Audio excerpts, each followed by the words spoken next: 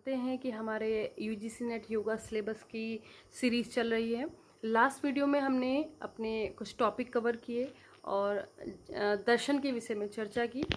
हमने last video में अपना सांख्य दर्शन कवर किया। सांख्य के साथ जो योग है उसका एक पेयर बनता है। तो जो योग दर्शन है वो एक अपने आप में काफ़ी बड़ी यूनिट हमारे यूजीसी नेट योगा सिलेबस की बनती है। तो उस योग दर्शन को हम अपने आगे वीडियो में कवर करेंगे। इस वीडियो में हम न्याय एवं वैशेषिक दर्शन पर चर्चा करते हैं। तो चलिए शुरू करते हैं। न्याय दर्शन। न्याय का अर्थ है नियते अनेन इति न्यायः, अर्थात जिसके द्वारा किसी निष्कर्ष पर पहुंचा जाए। न्याय दर्शन को तर्कशास्त्र एवं प्रमाण शास्त्र भी कहा जाता है, क्योंकि इसमें प्रमाणों के द्वारा किसी विषय की समीक्षा की जाती है। इसी प्रकार इसका अन्य नाम हेतु विद्या अथवा आन्वीक्षिकी विद्या भी है। इसे आन्वीक्षिकी विद्या करिएगा। न्याय दर्शन। न्याय दर्शन एक पूर्ण रूप से तर्क पर आधारित है, इसीलिए इसे तर्कशास्त्र भी कहा जाता है। संस्थापक हैं इसके महर्षि गौतम। महर्षि गौतम को अक्षपाद गौतम भी कहा जाता है, इसीलिए न्याय दर्शन को अक्षपाद दर्शन भी कहा जाता है। प्रमुख ग्रंथ है न्याय सूत्र। न्याय दर्शन की तत्व मीमांसा। तत्व वह होते हैं जिनका ज्ञान हमें मोक्ष मार्ग तक लेके जाता है। तो न्याय दर्शन में 16 पदार्थों को माना गया है। वह इस प्रकार है: प्रमाण, प्रमेय, दृष्टांत, सिद्धांत, अवयव, तर्क, निर्णय, जल्प, वितंडा, छल, हेत्वाभास, जाति, निग्रहस्थान, संशय, प्रयोजन एवं वाद। तो न्याय दर्शन जो है 16 पदार्थों को मानता है।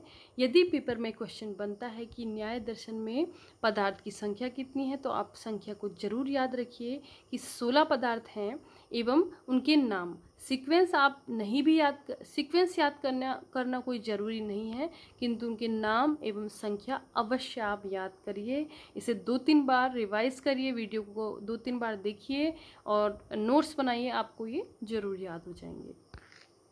आगे देखते हैं। जो हमारे पदार्थ हैं उसमें सर्वप्रथम हमारा प्रमाण आता है और दूसरा प्रमेय आता है। तो प्रमाण संख्या में 4 हैं एवं प्रमेय हैं 12। आगे देखते हैं प्रमाण आप सभी जानते हैं। प्रमाण ज्ञान की प्राप्ति का साधन है। प्रमाण वह है जिसके द्वारा हमें यथार्थ ज्ञान की प्राप्ति होती है। तो हम लास्ट वीडियो में अपने कवर कर चुके हैं, क्योंकि जो आपके सांख्य एवं योग हैं वह 3 प्रमाण मानते हैं: प्रत्यक्ष, अनुमान एवं शब्द। तो 3 प्रमाण को हम अपनी लास्ट वीडियो में कवर कर चुके हैं। इस वीडियो में हम देखते हैं कि उपमान प्रमाण, जो कि न्याय दर्शन का चौथा प्रमाण है। उपमान का अर्थ होता है सादृश्यता, यानी कि किसी चीज़ की समानता, और तुलना भी आप कह सकते हैं। तुलना, कंपैरिजन करना। इसको एक एग्जाम्पल से समझते हैं। जैसे कि आपने किसी गाय को देखा, तो आपको किसी व्यक्ति ने यह बताया कि जो ये गाय है, इसी प्रकार का यदि कोई जानवर आप जंगल में देखते हैं तो वह नील गाय होगी। तो जब आप जंगल में जाते हैं, आप देखते हैं कि गाय के ही सदृश, गाय के ही जैसा एक जानवर आपको दिखाई दे रहा है, तो आप तुरंत समझ जाते हैं, क्योंकि आपने वहाँ से उसकी समानता को पहचान लिया। आपने उसमें तुलना कर ली कि वो उसके जैसा ही थी, उसके जैसा ही दिख रहा है, तो ये नील गाय ही होगी। तो जो आपको सादृश्यता से, समानता से जो भी आपको ज्ञान प्राप्त होता है, उसको उपमान प्रमाण कहते हैं। बाकी के 3 हमने अपने लास्ट वीडियो में कवर किए थे। जिन्होंने भी लास्ट वीडियो नहीं देखी है, वीडियो का लिंक मैं अपने डिस्क्रिप्शन में प्रोवाइड कराऊंगी, आप वहाँ पे जाके जरूर वीडियो को देखिए। आगे देखते हैं न्याय दर्शन में प्रमेय। प्रमेय क्या होता है? प्रमाण द्वारा जो विषय जाने जाते हैं उन्हें प्रमेय कहा जाता है। प्रमेय संख्या में 12 है। तो जिस प्रकार आपने प्रमाण क्या था, प्रमाण आपका उपमान था, अभी हमने देखा। तो उस उपमान से, उस सादृश्यता से, उस समानता से जो भी आपने ज्ञान प्राप्त किया कि गाय के ही सदृश जंगल में जो प्राणी है वह नील गाय है, तो आपको जो ज्ञान प्राप्त हुआ वह क्या है? प्रमेय है। यानी कि प्रमाण के द्वारा जो विषय जाने जाते हैं, जो विषय को आपने जाना, वह प्रमेय कहलाता है। प्रमेय संख्या में 12 है। आत्मा, शरीर, पंच ज्ञानेंद्रियाँ, अर्थ, बुद्धि, मन, प्रवृत्ति, दोष, प्रत्यभाव, फल, दुख, अपवर्ग। इनके विषय में हम डिटेल डिस्क्रिप्शन नहीं करेंगे, केवल नाम एवं संख्या। और प्रमेय क्या है ये आप जानते हैं, प्रमाण द्वारा जो विषय जाने जाते हैं उन्हें प्रमेय कहते हैं। इस प्रकार हमारा न्याय दर्शन यहीं पर समाप्त होता है। तो देखते हैं कि न्याय दर्शन में कितने पदार्थ। न्याय दर्शन में 16 पदार्थ हैं। इसमें प्रमाण कितने, प्रमाण संख्या में 4 हैं, प्रमेय 12 हैं। इसके संस्थापक महर्षि गौतम हैं। महर्षि गौतम का अन्य नाम अक्षपाद गौतम भी है। तो आगे देखते हैं वैशेषिक दर्शन। वैशेषिक दर्शन के प्रणेता महर्षि कणाद हैं। इसका मूल ग्रंथ है वैशेषिक सूत्र। जिस प्रकार न्याय दर्शन 16 पदार्थों को मानता है, उसी प्रकार वैशेषिक दर्शन 7 पदार्थों को मानता है। 7 पदार्थ: द्रव्य, गुण, कर्म, सामान्य, विशेष, यहाँ पर विशेष होगा, विशेषण नहीं, समवाय एवं अभाव।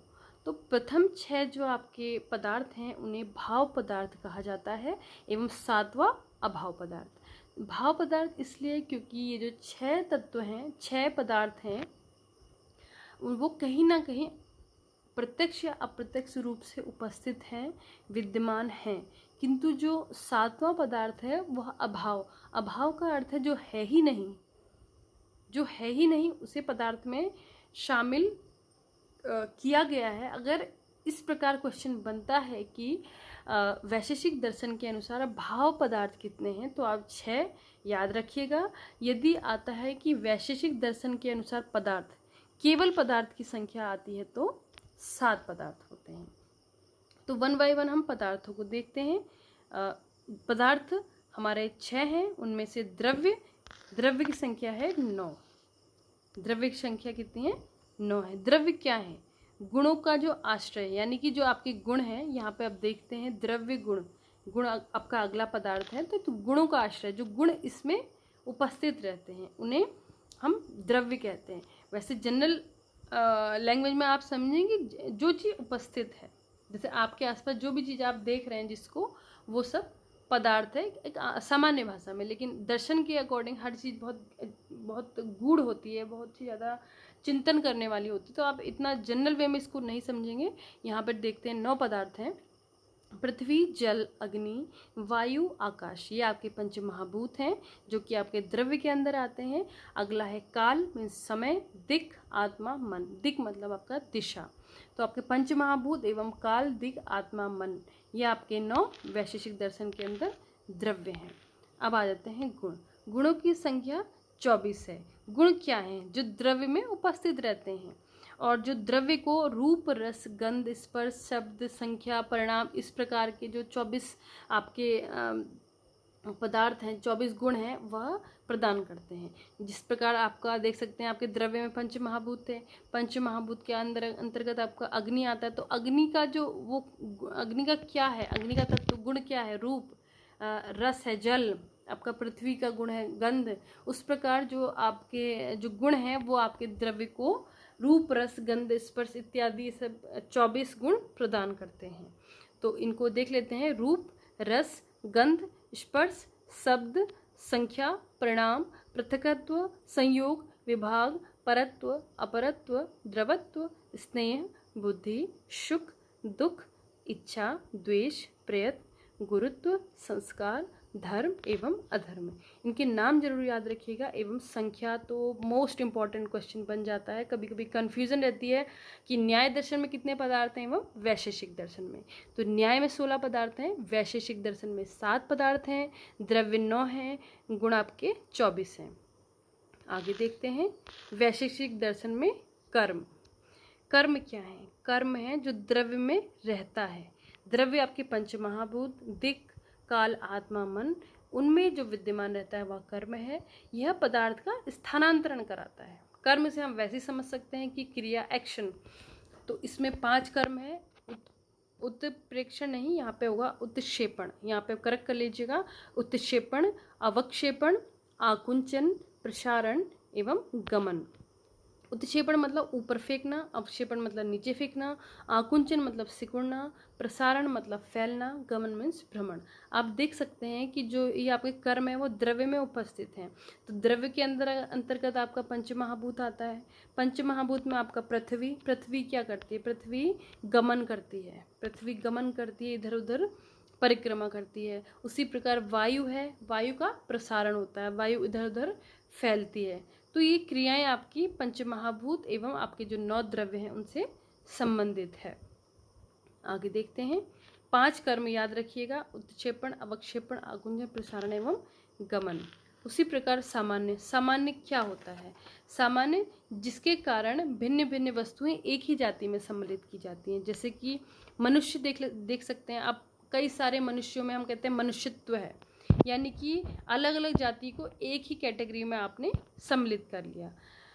तो सामान्य वैशेषिक दर्शन के अनुसार पर एवं अपर 2 प्रकार के होते हैं।